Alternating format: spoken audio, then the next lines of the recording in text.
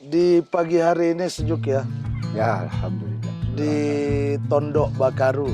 Ini salah satu ikonik Sulawesi Barat di Kabupaten Mamasa. Pemerintah provinsi juga sering mengeksplor ini, kemudian mempromosikan di banyak tempat, di media sosial, di TikTok dan sebagainya. Tidak kalah dengan daerah lain. Ya, kita sudah bisa menikmati suasana dinginnya yang luar biasa. Saya anggap tidak perlu memakai AC lagi di sini. Saya kira semua orang yang pernah berkunjung di sini sudah bisa merasakan bagaimana suasana yang ada di sini. Jadi momen ini juga kita tentukan di sini sebagai kegiatan temu tenaga pendamping profesional Pak Kadis. Oh. Ini juga supaya sekaligus mempromosikan melihat langsung. Saya hanya bisa mengilustrasikan Tondok Bakaru ini kalau di Kalimantan ada istilah kalau sudah meminum air Kalimantan makan kembali. Wais. Tapi kalau di Tondok Bakaru kalau sudah menghirup udara segar Tondok Bakaru maka akan kembali lagi ke sini. Wah. Mungkin secara secara empiris tidak terlihat tapi itu akan tersirat Ya. ketika sudah menghirup udara segar Tondok Ya. Bakaru pasti akan kembali lagi ke sini.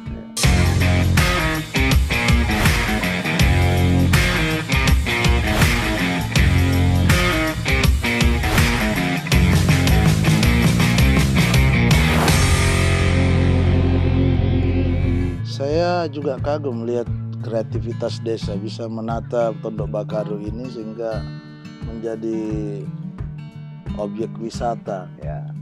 dan pemerintah desa dapat manfaat, masyarakat pun mendapat manfaat. Terkait tadi temu TPPI kenapa mesti ditempatkan di Mamasa, ada hal menarik yang harus digali di Mamasa. Salah satu kabupaten yang memiliki nilai kearifan lokal tinggi dan dipegang oleh masyarakat, sehingga temu TPP ini diharapkan mengambil nilai-nilai kearifan lokal yang ada di masyarakat. Seperti itu yang menjadi tujuan utama dari temu TPPI. Kita kenapa menempatkan dan dilaksanakan di bulan Juli? Ini sangat penting supaya mereka juga bisa terinspirasi dari sini, Pak Kadis. Situasi ini sekarang momentumnya desa itu dalam menyusun perencanaan pembangunan desa. Nah, sekarang salah satu materi penguatan di dalam pendamping ini, temu TPP ini adalah bagaimana mereka bisa memfasilitasi dan kemudian mulai familiar untuk mendorong memfasilitasi dalam perencanaan pembangunan itu berbasis data. Ini penting. Gitu ya. Menemukan potensi. Ketika dia melihat sebuah realitas, maka itu sudah bicara tentang data. Karena data itu adalah fakta realitas yang ada. Ini yang penting. Itu akan kemudian lebih efektif lah dan efisien dalam perencanaan pembangunan. Nah, sehingga dana desa ini bisalah kemudian tepat sasaran. Berarti kalau dikaitkan dengan data desa presisi, harusnya potensi-potensi ini bisa menjadi bagian dari yang harus menjadi fokus perhatian. Ya. Bukan hanya datanya, tapi bagaimana memanfaatkan, bagaimana mengeksplor dari potensi-potensi sumber daya yang ada di sini itu sangat, sehingga bisa berefek pada kesejahteraan masyarakat, peningkatan pendapatan masyarakat. Iya, sekedar informasi nih Pak Kadis, di tahun 2023 ini karena juga barusan melakukan pendataan indeks desa membangun. Tondok Bakaru ini yang sebelumnya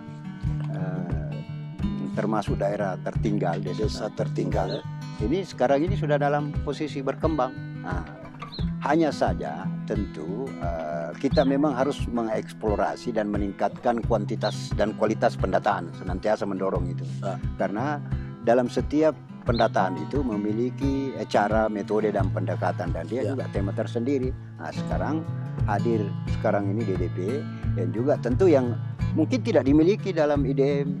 Ya, seperti kalau misalnya mau bagaimana merancang sebuah desa wisata, subjek wisata, ya by name by address orang itu dan titik itu harus diketahui karena ini yang akan ikut turun mendukung.